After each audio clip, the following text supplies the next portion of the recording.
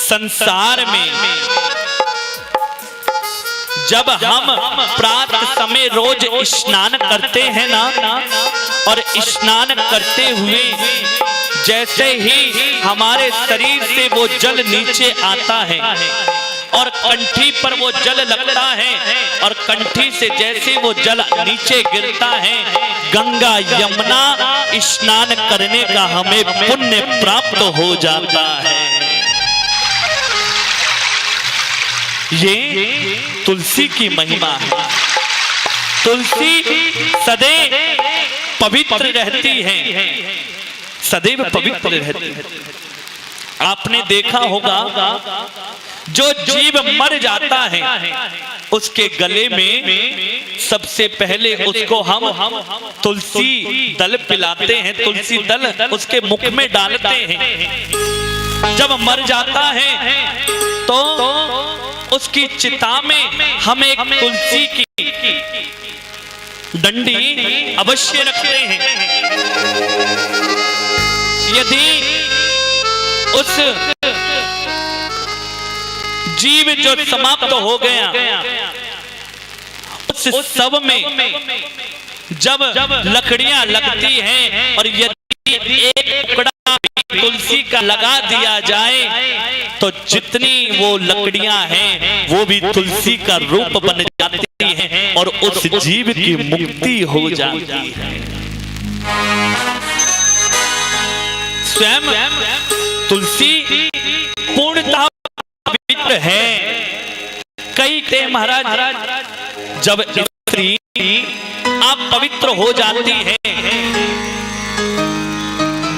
जब महीने में मासिक धर्म जब आता है फिर क्या करें? हम कहते हैं कि कभी भी अपने कंठ से तुलसी को कभी मत उतारे। ये तुलसी जैसे 5 दिन बाद हमारा शरीर शुद्ध हो जाता है, उसी प्रकार जैसे स्नान करने से शरीर शुद्ध होता है, उसी प्रकार ये तुलसी की कंठी भी स्वयं पवित्र होकर शरीर भी हमारा गोविंद में पवित्र हो जाता है। तुलसी की बड़ी महिमा बताई। तुलसी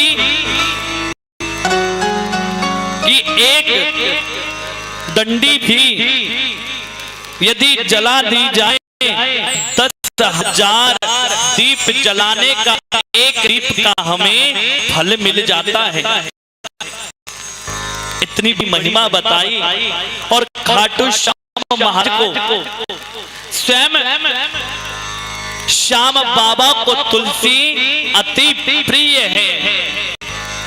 आप भोग में कुछ लगाओ ना लगाओ, लेकिन दल श्याम बाबा के भोग में अवश्य ही डाले।